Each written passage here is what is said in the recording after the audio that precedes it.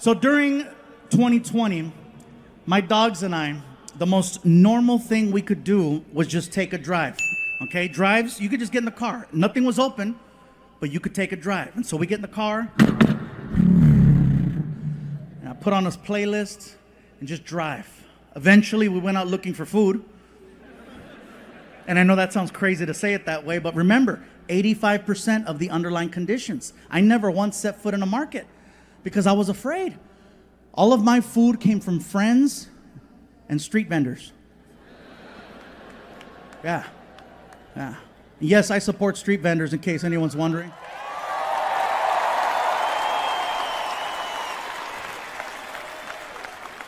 Because no matter what, they're working their asses off, again, trying to make a better life for themselves and for their families.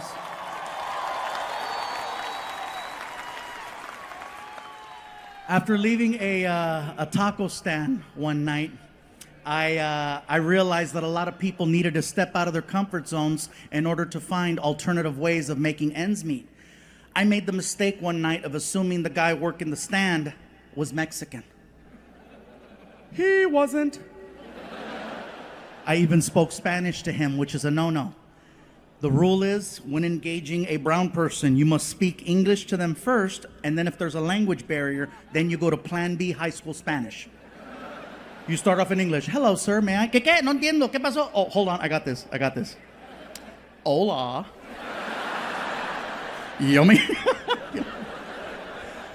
So I walked up to this guy at the stand, and I was like, he reminded me of a tío, so I was like, hey, ¿qué onda, compa? ¿Cómo estás? And which is like, hello, friend, how are you? And he responded, what are you saying to me? I'm sorry, sir, I thought you were Mexican. No, I am not a Mexican. I am not a Mexican. I am Greek. Greek? Shit, I was way off. I'm sorry, bro. It's late. I'm tired. Can I have 2 tacos?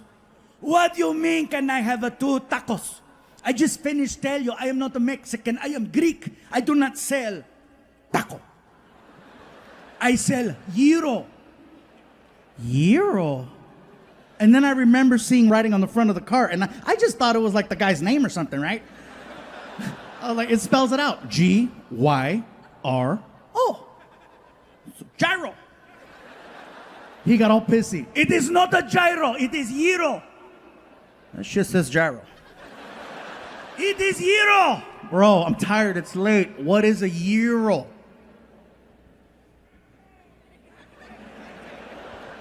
It's like a taco. Give me 2.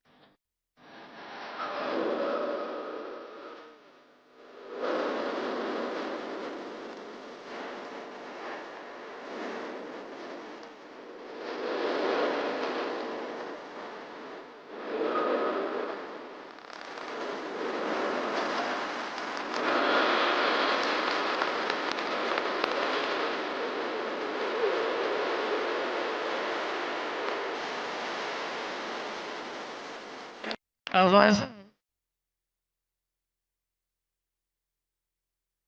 right.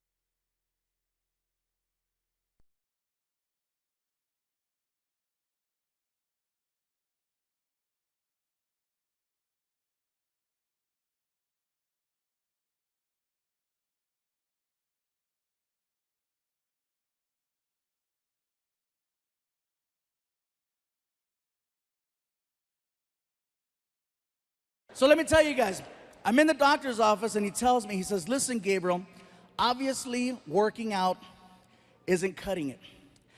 I have a friend who specializes in gastric bypass, and I think it would benefit you greatly to at least listen to what the guy has to say. It couldn't hurt. So he hands me a card. The card says BH Surgical Center.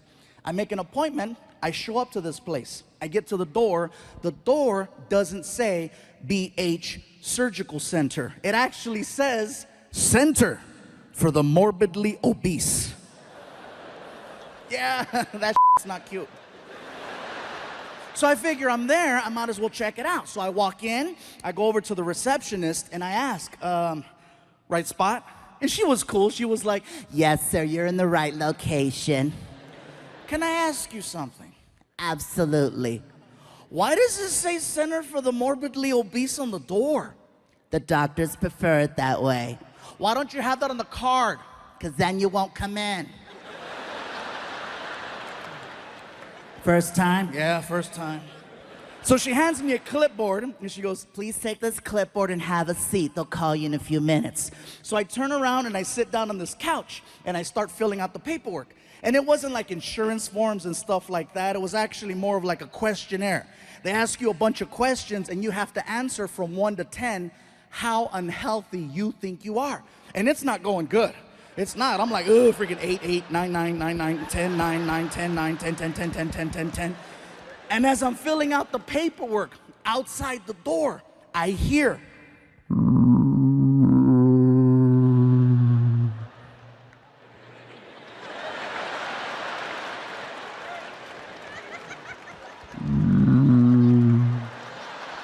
All of a sudden, the door opens up, and this dude walks in, freaking.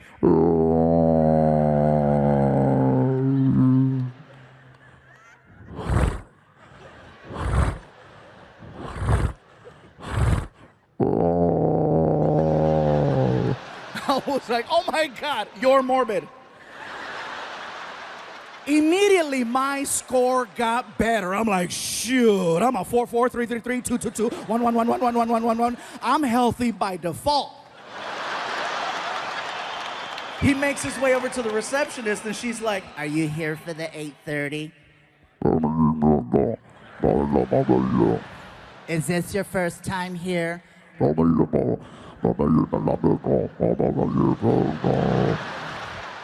Because the doctors prefer it that way. Because then you won't come in. Oh, God. Take this clipboard and have a seat. They'll call you in a few minutes. So he turns around, and he looks at me and my sofa, and he's like, I swear it was like the opening scene to the movie Pacific Rim. He's like, I was like, ah! No, no one's sitting here. Yeah, it's all you, bro.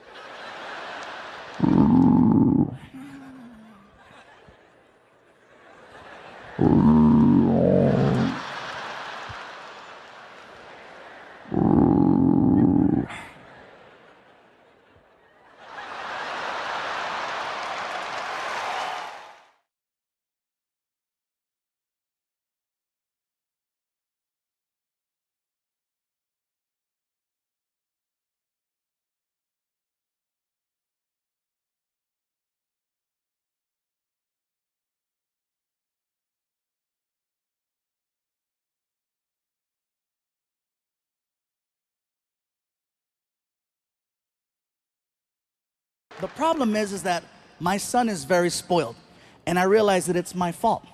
It's 100% my fault. When he first came into my life, when he was 7 years old, he was very appreciative. Everything was thank you. Everything was like, oh my God, this is so cool. Thank you, thank you, thank you. Big old hug. Thank you, I love you, thank you.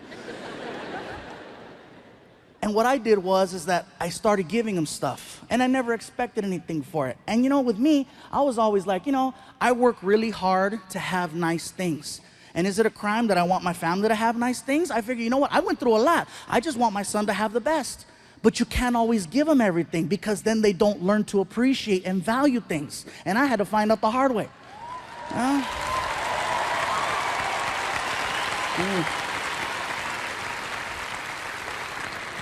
It takes a lot for me to tell you guys that, by the way. This is freaking messed up. My girl pointed it out. She goes, you're messing up. I go, what am I doing wrong?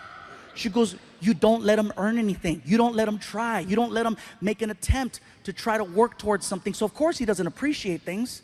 And it was very evident last month. Birthday time. I bought him a pair of Jordans. Not just a regular pair of Jordans. They were a special collector's edition pair of Jordans. The kind of Jordans where people wait in line the night before just so they can buy these shoes, except I didn't, because I got the hookup. Yeah. They were really nice shoes, $180 pair of shoes. And yeah, hey, a lot of jokes. So I didn't even wrap them. Okay, I put them on the box, and I waited for him to walk in the room. And I'm standing there, and he walks in. I go, happy birthday, and he sees the shoes. He looks at the shoes, and all he says is, cool. That's it, cool. Sometimes I'll get lucky. He'll say it twice, cuckoo. And then he walks around to see what other presents there are. And I told his mom, did you see that? Did you see? Don't get mad. I told you, you don't let him earn anything. Now that's why he acts that way. He expects things. I'm like, oh. And I want to get upset, but she's absolutely right. He's at the point now of spoiled where he walks up to me and he goes, Dad, I'm really bored with my Nintendo Wii. Can I give it to my friend Angel? I go, what did you just say? I'm bored with my Nintendo Wii. Can I give it away? I go, is it broken? No. How long have you had it? Woo, for like 4 years. I go, how many games do you have for the Nintendo Wii? Like 300? I could feel you judging me over there. I felt that. Oh, you're judging me right now. I could feel it. She's over there. She's like, this is some Dr. Phil shit right here. He really messed him up. I heard you. Let me just, for the record, let me set this straight, okay? I did not buy my son 300 games. Here's what happened. I have a friend who's a computer hacker, and for $75, he put 300 games on my son's hard drive. Yes, I have money, but I'm still ghetto.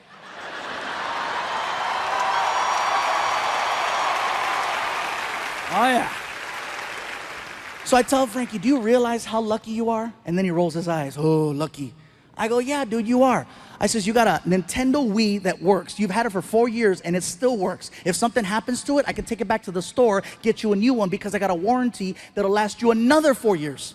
Why is that a big deal? Because when I was your age, I had a Nintendo. Wii? No. Frankie, in 1987, I had a thing called a Nintendo Entertainment System, okay? Nintendo Entertainment System. It didn't last 4 years. It lasts 90 days. 90 days is what it took for you to hit power and start seeing a flashing red screen. You know the flashing red screen where you have to look at the ground or look away or you have a seizure right then and there? Oh, yeah. And then what you had to do is you had to flip the Nintendo over, and there was a silver sticker with an 800 number on it. And you call the 800 number, and they put you in contact with someone in Japan who made you feel like a pendejo. Oh yeah, he made you feel stupid. You call him up, and he's like, "It costs $250 to repair Nintendo, $250 to fix it, but it's $150 for a brand new one." And if you couldn't afford $150 for a brand new one, like we couldn't afford $150 for a brand new one, you had to become a technician at the age of 7, 8, 9, 10, 11. You had to go in the kitchen and find the most messed up butter knife you could, right? The one that had bent marks and rust stains, and take that sucker back in the living room because you were gonna perform an operation. You were gonna perform an operation and bring that Nintendo back to life. Yeah.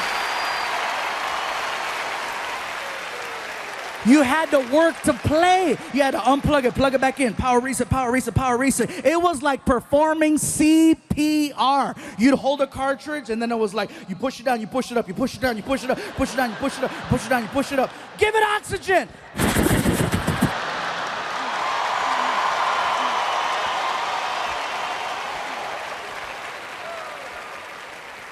And if you were lucky, you'd hear the magical sound. It's alive! It's alive! You were more happy about making your game work than actually playing it back in the day. Frankie will never know about having to repair his game system in order to play it. He'll never have to deal with the cartridge. He barely has to touch the disc. Most of the games now, you stream it through Wi-Fi. And if the Wi-Fi's messing up, you're not gonna fix Wi-Fi the same way you'd fix an old school Nintendo cartridge. That doesn't work. Wi-Fi's out. Hold on. Try it again. You can't touch Wi-Fi. Gadgets and devices now are so delicate and sensitive. You can't touch anything. Everything requires a specialist or a technician to come over and fix it. Back in the day, gadgets and appliances work so much better when you apply just a little violence to them. You didn't have to call a repair person. If you had a big screen TV and there was lines going through the middle, how would you fix it? Right? And what happened? Ta-da!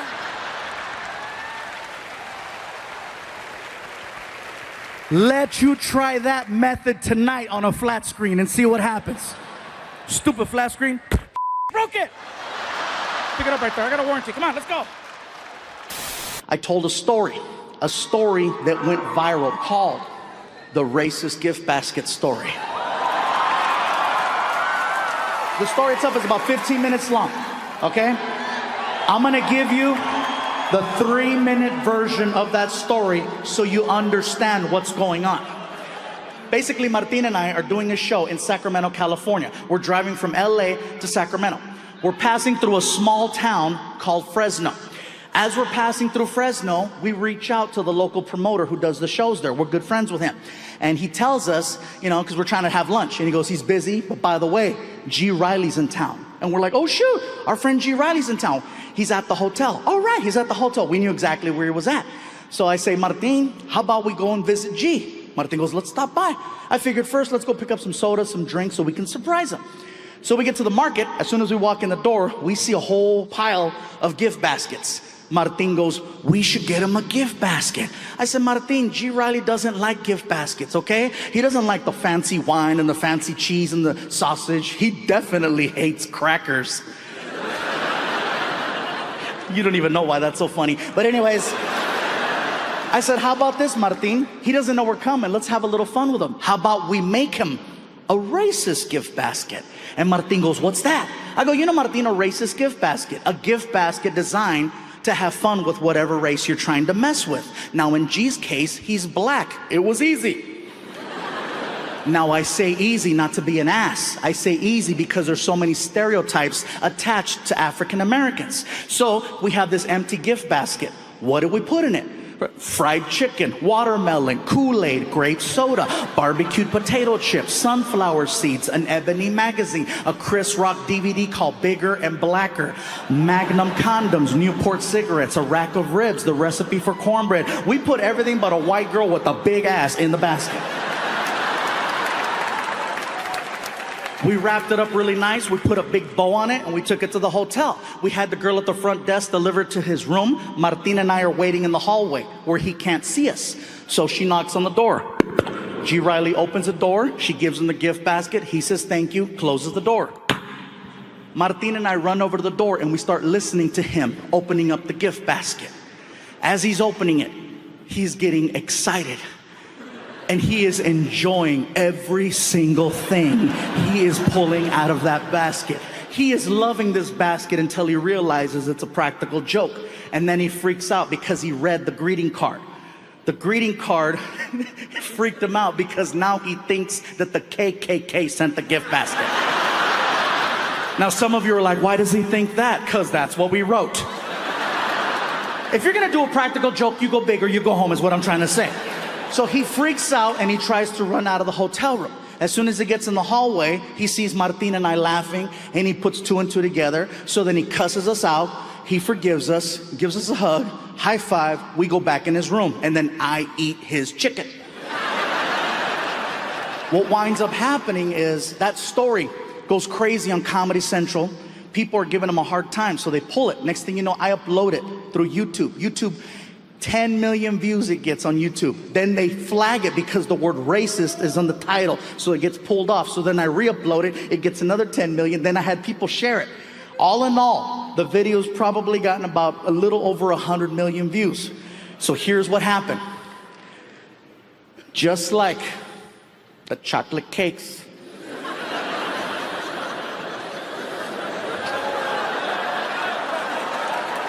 the diet soda, and the deodorant.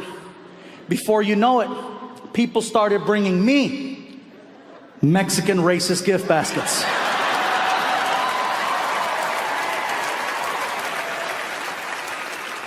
Now, when it first started happening, listen guys, I'm not gonna lie, it was actually kind of cute because it was only other Mexicans bringing me these quote unquote Mexican racist gift baskets. It started in LA after a show.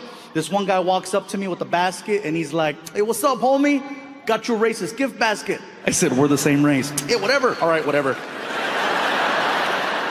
I take it backstage and all the items in the basket made it to my house. There was a Mexican blanket with a tiger on it, a bunch of bottles of Fanta, bottles of sangria, Vicente Fernandez CDs, Mexican candy, pan dulces, sweetbread, mazapanes. Everything made it to my house.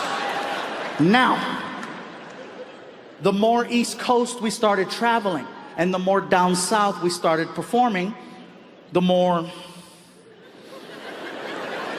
creative the gift baskets started getting. Fast forward to Mobile, Alabama. Oh, it gets good. Earlier tonight, before we kicked off this special, my friend Martin was out here making a couple of announcements. One of the announcements that he made was, if you brought a gift, please hold on to it until after the show. Don't bring it to the stage. It could interrupt the flow of the performance. The only reason why he makes this announcement every single night is because of one show in Mobile. So here's what happens. I tell the entire racist gift basket story, the full 16 minutes, right? As soon as I finish, a guy from the back of the theater rushes the front of the stage. Now keep in mind, this area is full. In Mobile, the aisle was right up the middle. So the guy had a clean shot to me. He hauled ass like it was The Price is Right, all the way down. Much like tonight, there was security there that night. Security sees the guy with the basket, but no one thought to stop him. All they did was, that's pretty. Oh, that's nice, that's pretty, yeah. So the guy makes it all the way to the front. He takes the gift basket and he puts it on the stage. Now he's heckling me from where you're sitting. I'm standing here and he's like, Fluffy! What's up, dude? I got this for you. Thank you. Open it. I go, sir, we're kind of in the middle of a show right now. I says, I appreciate the gift. That's very nice of you. I says, but how about this? I'll open it after the show. Oh, come on, Fluffy. I want to see your face. Sir, how about this? How about you take the gift basket and you bring it over here to the side of the stage where security's at, and I'll have security escort you behind the curtain, and then I'll open it up backstage with you in front of me. How's that? And he's not taking no for an answer. Now, the problem is the crowd just saw me tell the the racist gift basket story, and all of a sudden, there's a guy with a gift basket. They have no idea I'm not affiliated with freaking Duck Dynasty in the front row. So now I'm trying to diffuse the situation before it gets crazy. But he's not taking no for an answer. Next thing you know, he does something no other audience member has ever done in my 19 plus years as a comedian. He takes the whole crowd away from me, flips them, and then uses them on me in 5 seconds. It was the most amazing, horrific thing I have ever witnessed. This is all he did. Come on, Fluffy! We want to see your face! We want to see your face! We want to see your... He gets 2,000 people behind him to start chanting, we want to see your face! We want to see your face! It was very evident this was not the first rally he's ever led. The crowd is so loud, I can no longer hear myself over the monitor, so I'm like, I lost. So I get on my hands and knees, I put the microphone down, I grab the gift basket, and I start tearing it open. I reach in. Forget about pulling out Mexican soda, Mexican candy, or a Mexican blanket. This dude was a pro. I started pulling out gardening tools.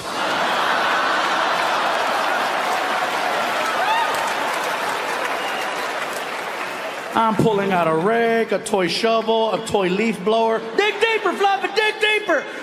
I pull out a soccer ball. I go, dude, it says Puerto Rico. They ran out of Mexico. I pull out a brick. I go, what's the brick for? The wall. I pull out an actual application for U.S. citizenship. I said, there's no way this can get any worse. Dig deeper. I was wrong. I pull out an old school box of Crayola crayons. You know the 64 pack that has a sharpener in the back? Okay. There's a window on the front of the crayons so you can see all of the colors that are in the box. All of the crayons in the box are brown except for one white crayon right in the middle. And I said, what the hell is that supposed to mean? And he looks at me and he says, welcome to my world.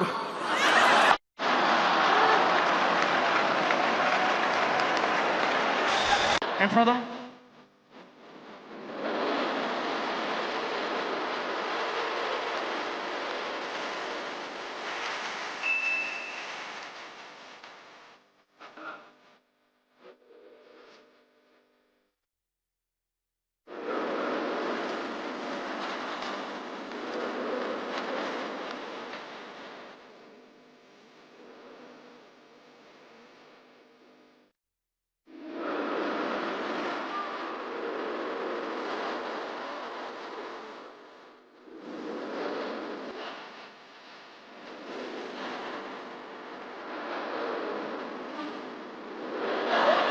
And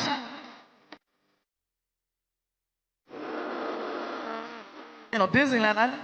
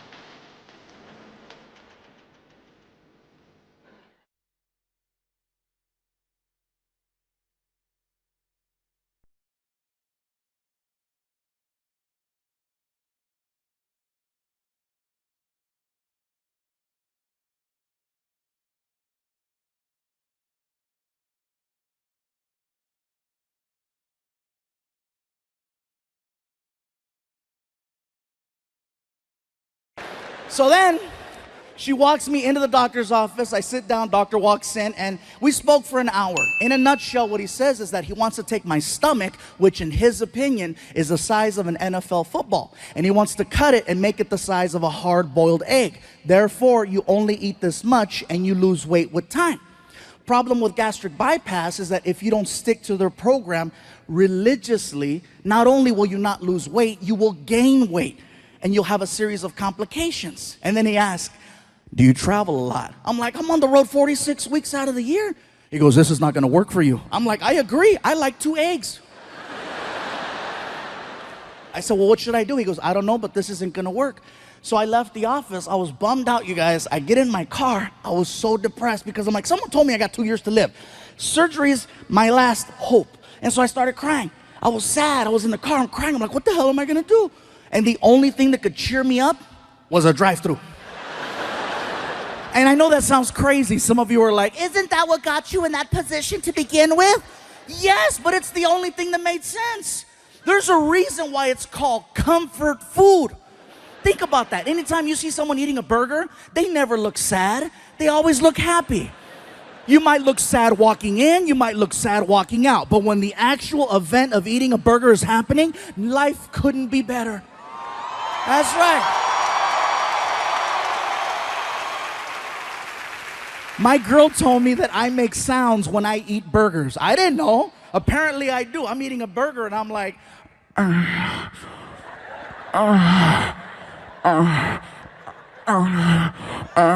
She was like, are you eating that or are you eating that?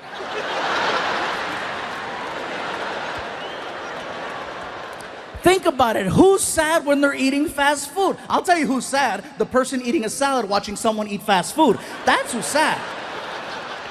So I pull up to this fast food restaurant with a big M on it.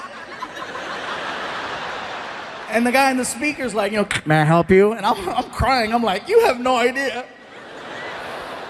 What I eventually wound up doing, you guys, is I started low carbing. Now, I am not eating healthy by no means, okay? I still eat fast food every single day. And people question it. How do you eat fast food and lose 100 pounds? I'll give you an example. I'll go to a burger place and I'll order a double cheeseburger. I won't eat the bread. I won't eat the onions, the tomato, the ketchup. I'll eat the meat, the cheese, the mayo, the mustard, and I'll order up to 3 with like 3 diet sodas. And people go, that's unhealthy. The cholesterol's gonna kill you. I agree. But guess what? Cholesterol's gonna take 10 years to kill me. Diabetes is gonna do it in 2. Right now, I'm winning by 8.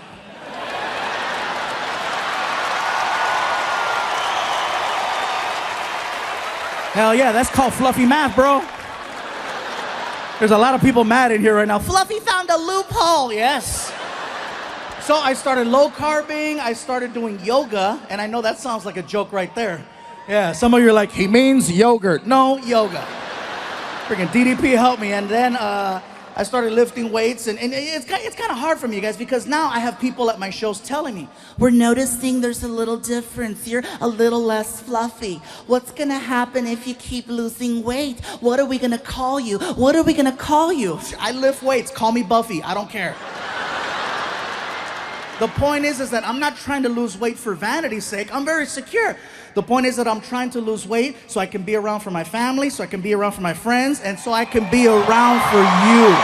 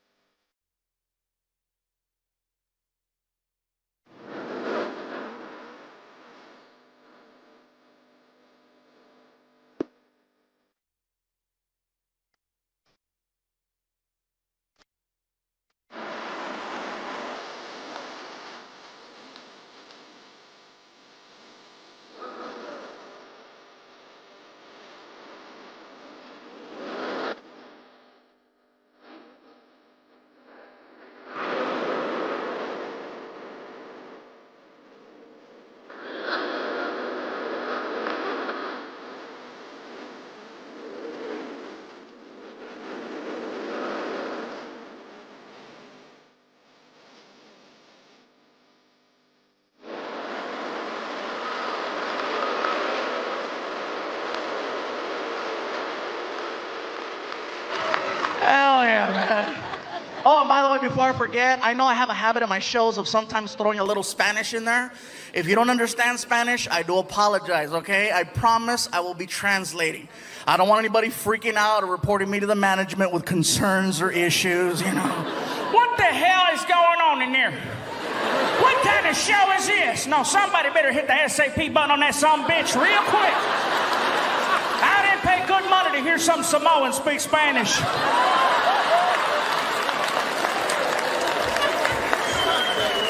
I'm not Samoan, I'm fluffy. I didn't know why the guy thought I was Samoan, you know? And I've had this happen a couple times where people go, "Are you Hawaiian?" I'm like, no.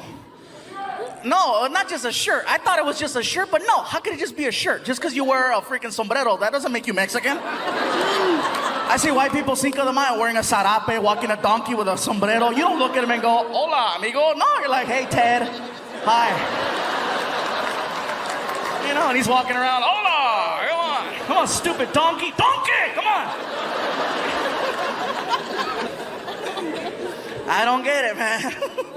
I'm just trying to do my thing. But it's funny, though. I didn't know why the guy thought I was Hawaiian until I actually went to Hawaii. I found out that Hawaiian people actually look like swollen Mexicans. They do. I got off the plane. I looked around. I was like, "Oh, my God, my family." Even they were like, "Aloha, brother. Lo que le, malo, malo." Órale.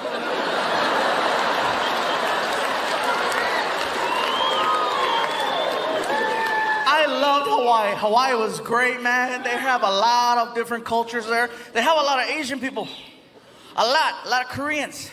I know this because I got a couple of shirts tailored at some places, and every time I'd go in, it was always a Korean lady.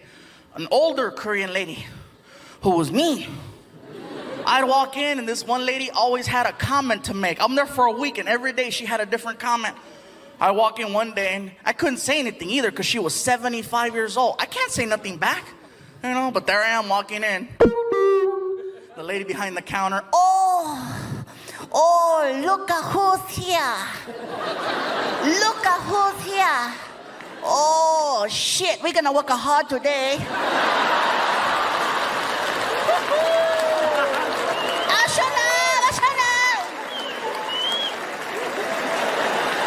Whatever. Make fun of me. But I could handle it, though, you know. I could handle it. People say, "Well, you know, Gabriel, you go up there and you make fun of yourself." No, I don't. I come up here and I tell you the things that I heard people say. There's a difference. You know, sometimes I set myself up for jokes and I don't realize it. 3 years ago, I bought a Beetle, not even thinking. That's not the joke. Shut up. See, I can't even tell you guys the story already. I wasn't thinking. I bought the car because it was affordable, economical, brand new freaking Beetle for like 17 grand. I was like, ah! First new car. I go to show it off at my friend Martin's house. I thought it was nice. I pull up, you know.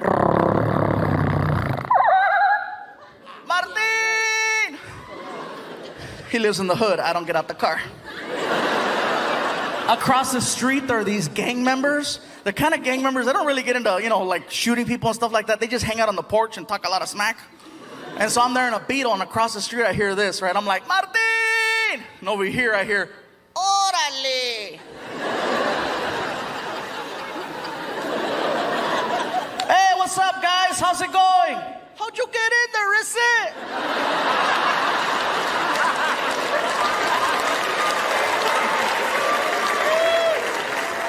Hurry up, Martin! 2 months later, I go back to pick him up. Now I've had some time to work on the car, right? I put some rims on it, some stickers. I put a chip in the motor so it goes faster. I thought it was bad, right? I pull up. Martin! Órale!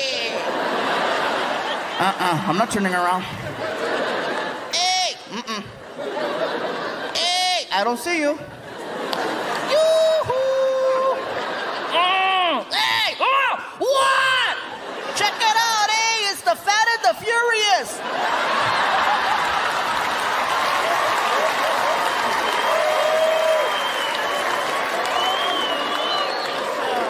I I didn't even wait, man. Got rid of that car, man. I traded it in and got myself a big old SUV. Oh, it was nice for a while. This car freaking sucked on mileage, so man, I got 11 miles to the gallon. Oh, you cannot be badass in a car that kills gas like I kill tacos. You can't be at the stoplight trying to intimidate other cars. You know, what? Whoa. $20 right there. Hell no, man. But it was kind of cool. It had a GPS navigational system in it, an OnStar, which was really cool. You know, I'm driving and all of a sudden this girl's talking to me. Right turn up ahead. In 3/4 of a mile, left turn. And I'm like, whatever you say, baby.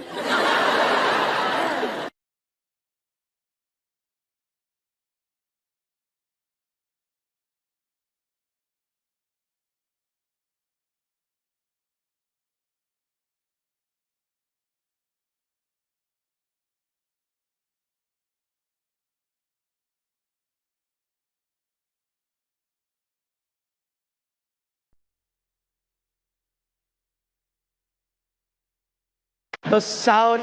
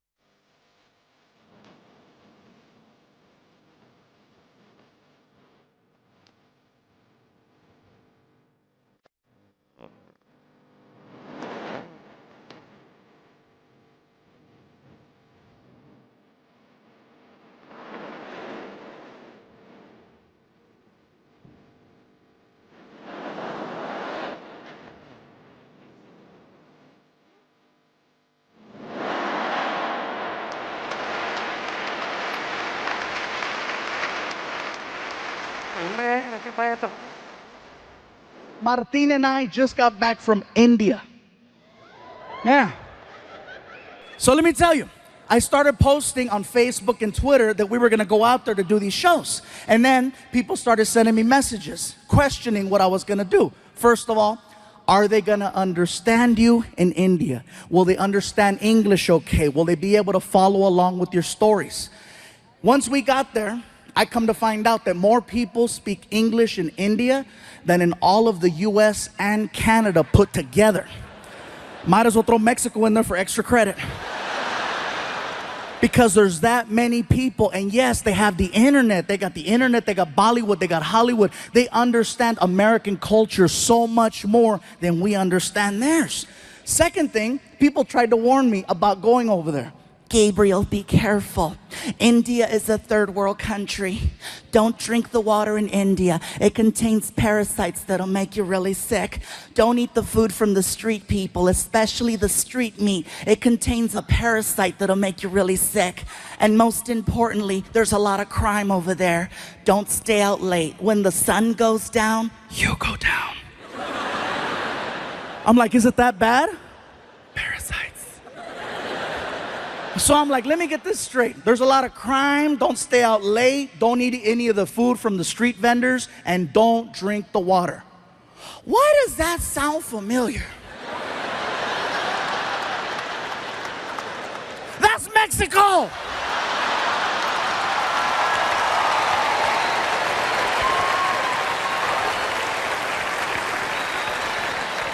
When Martin and I got over there, we found out that Indian people and Mexican people have so much in common, you guys. I'm telling you, it's insane how similar we are, especially the food. The food is so similar. For example, Mexicans love tortillas. Indian people love naan bread, which is a fluffier form of a tortilla. Mexicans love chicken. Indians love chicken. Mexicans love hot and spicy. Indians invented hot and spicy. Most popular drink in Mexico is Fanta. Most popular drink in India is Fanta. Indian people worship cows. Mexicans love barbecues. A lot of similarities. Most of the people that I met over there were very hardworking and humble. And I gotta tell you, every time I talked to someone, I was always greeted the same way. They'd look at me, they'd put their hands together, they'd do a little bow, and they say, Namaste, which is an endearing hello. It's really nice and sweet. And then I noticed that Indian people, when you're talking to them, do this thing with their head, where it will begin to move side to side as they're speaking. Now, at first when you notice it, you think, oh, he slept wrong. He just got a kink in his neck. Get a Tempur-Pedic! Now, when they start speaking, their head starts moving. And I noticed this. The guy is checking us into the hotel, and he's really cool. He's like, listen, if you have any problems at all, okay, you call the front desk, you press 0. We will send somebody to your room to help you. Whatever you need, we got it for you right here, okay? It's very good. Now, one thing I notice is the more they talk and the more excited Indian people get, the more the head starts to move around. Somebody at the hotel yelled out to the clerk, that's Fluffy. And the guy was like, oh my God, I don't believe it. I can do it. I thought it was you. I thought it was you. Oh my God, I cannot believe it. This is so crazy. Oh my God, Fluffy, Fluffy, Fluffy. Even crazier than that is that the mouth is actually connected to the neck. When the mouth stops moving, the head stops wherever the mouth left off. And when you see Indian people talking to each other, you can see it. Okay, let me tell you something. Okay, okay, hold on. Wait, hold on, wait, okay. Like if you're Indian and you stutter, you are so screwed. Somebody stop him!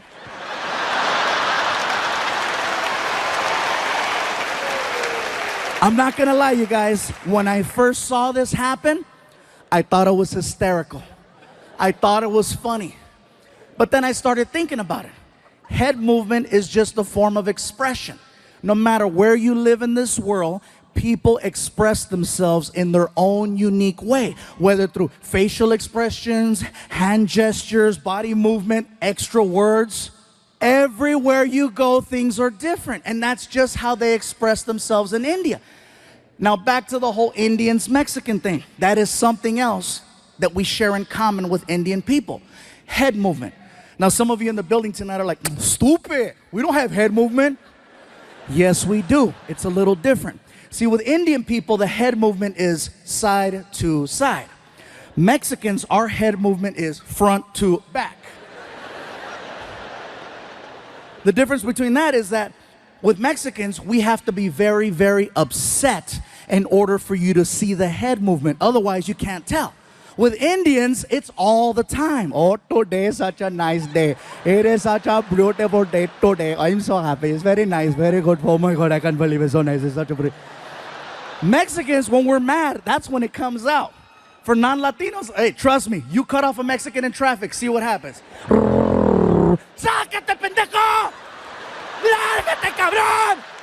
¡Quítate, desgraciado!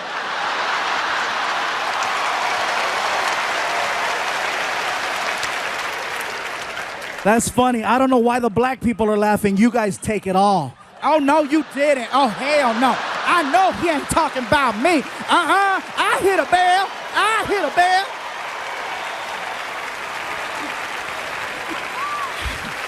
I made myself dizzy doing it.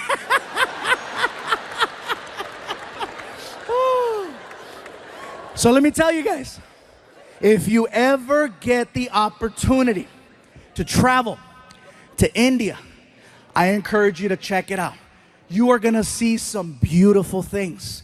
You are gonna see some amazing things. You are gonna see some sad, depressing things and some real horrible things. Overall, it's a well-balanced trip. But when you get back home here to the United States, you will have a whole different appreciation for your life. Believe that. I guarantee this, you guys. There's a lot of people in India, and with a lot of people comes a lot of traffic. First things first, American traffic and Indian traffic, very different.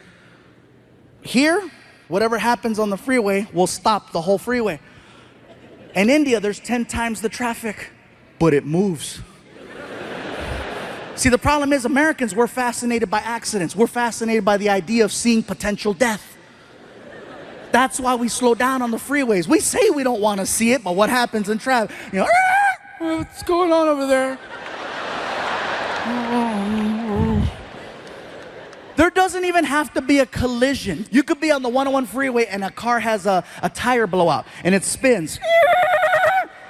Doesn't hit anything. It's now facing oncoming traffic. You know what happens to the rest of the freeway? Even on the other freeway where there's no accident.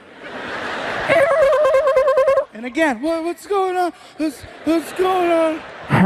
I'm sorry, hey, somebody might be dead. Sorry.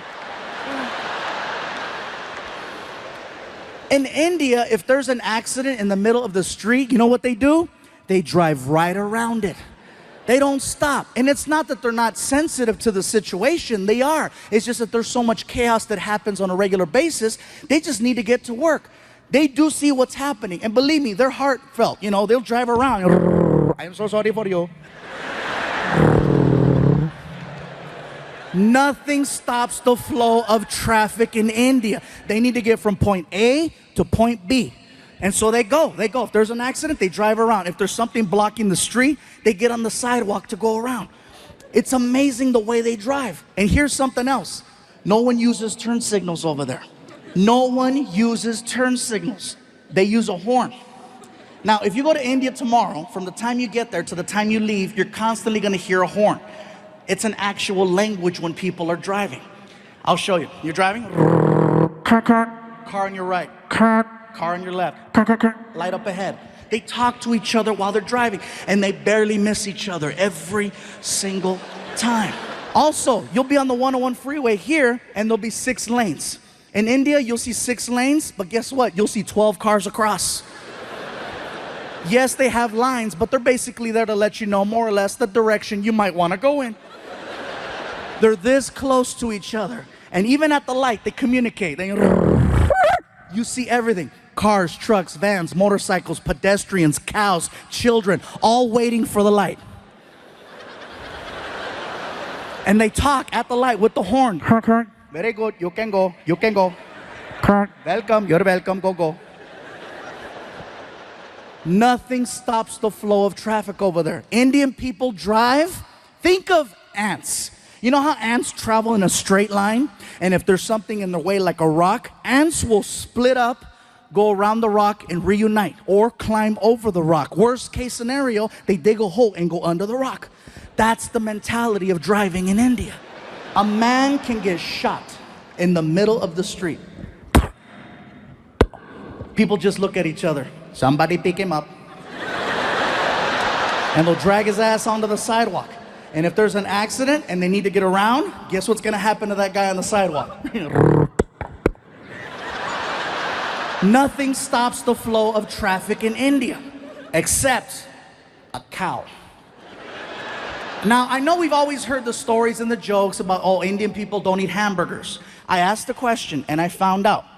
It's believed that cows are people who have died and they've been reincarnated and their new life is now the cow, which is why they don't eat them and why they give them all the love and respect in the world over there. I saw this firsthand. There's a cow crossing the street while we're driving. And the cows know, they're cocky, they know that they can cross. Freaking, all the and the cows out there all cocky. Gling, gling, gling, gling.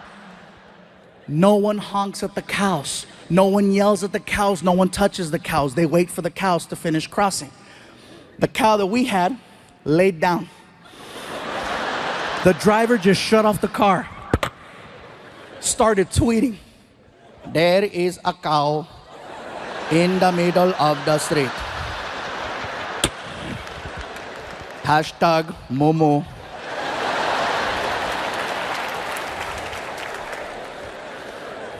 I asked the driver, what's going on? Sir, there is a cow. I see that there's a cow. Are you gonna honk at it, go around? What's gonna happen? We cannot honk at the cow. We must wait for the cow to move. You're kidding. I am not kidding. We must wait for the cow. We drove past a dead body 15 minutes ago. That is probably him.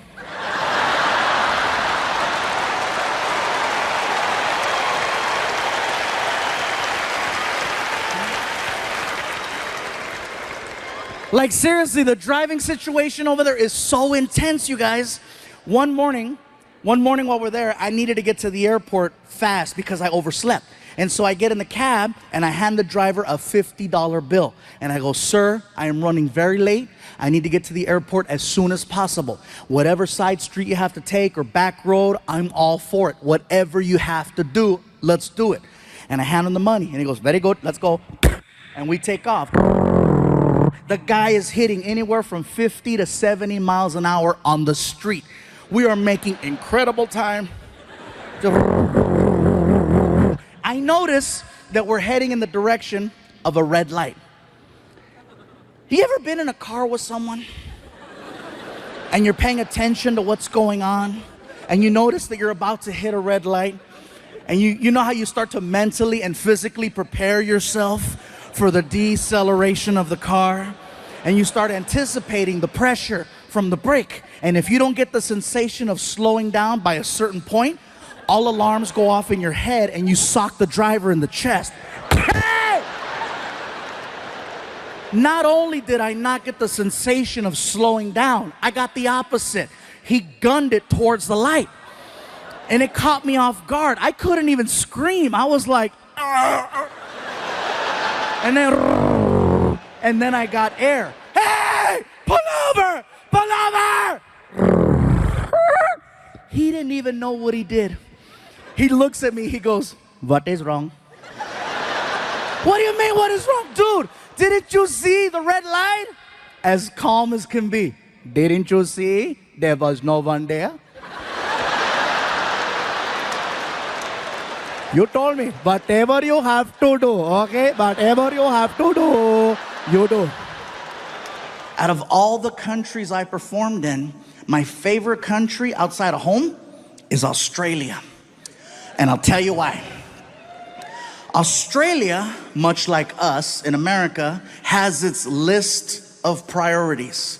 You know what's not on their list? Political correctness. They do not care about your feelings. It's like a country full of Daves. Believe it or not, it's very refreshing to be around such a large group of people who speak their minds so freely. And if you know that before you go there, you're gonna have an amazing time. But if you don't know that and you show up, it is a culture shock and a half, because I showed up and I didn't know. Everybody says you gotta see the beaches, and I went to the beach. I had people coming up to me. Hey, somebody help me get them back in the water. Yeah, look at right there, big fella. Look at you right there. Oh, look, he's moving. He's moving. He's moving. Oh, he's crying. He's crying. I bet it tastes like gravy.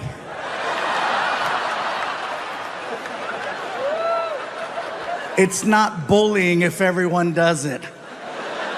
Yeah, that being said, I'm in Australia, Sydney, Australia, at the Opera House. For me, it was one of the most iconic places I've ever got to perform in. It was bucket list, definitely. After the show, I wanted to go hang out with some Aussies and see what that was like. I'm hanging out at a pub. First things first, Australian people do not drink Foster's beer. That's an American thing. They don't drink that over there. I tried ordering one to fit in, didn't go over well. Bartender looked at me. Hey, you like the taste of piss, do ya? Okay, don't order that again. So I'm hanging out with these two Aussies and we're drinking a rum called Bundaberg. At first glance, it looks like a Coca-Cola bottle because there's a polar bear on the front. And then you drink it and you're like, that's not Coke. As we're talking, a third Australian joined the conversation. And he sounded a little bit different from the other two. He had more of a raspy voice. More like, all right, yeah, mate, yeah, all right. He sounded like a drunk pirate underwater. These two guys didn't like him, so they called him a name and they left. And now it's just me and drunk pirate. We're talking about life. Life in America, life in Australia, talking about our differences. He tells me that he's a professional knife maker. He's showing me how it's done. He's showing me pictures.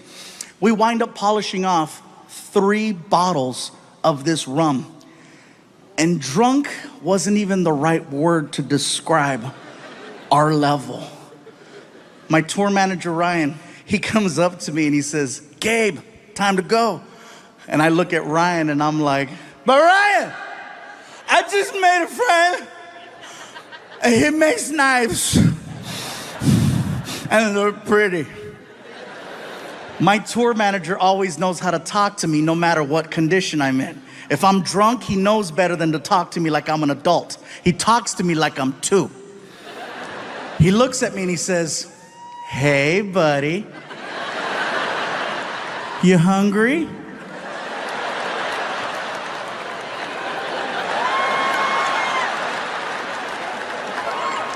Well, listen, if we don't leave right now, they're gonna close McDonald's and you're gonna have to eat at the airport.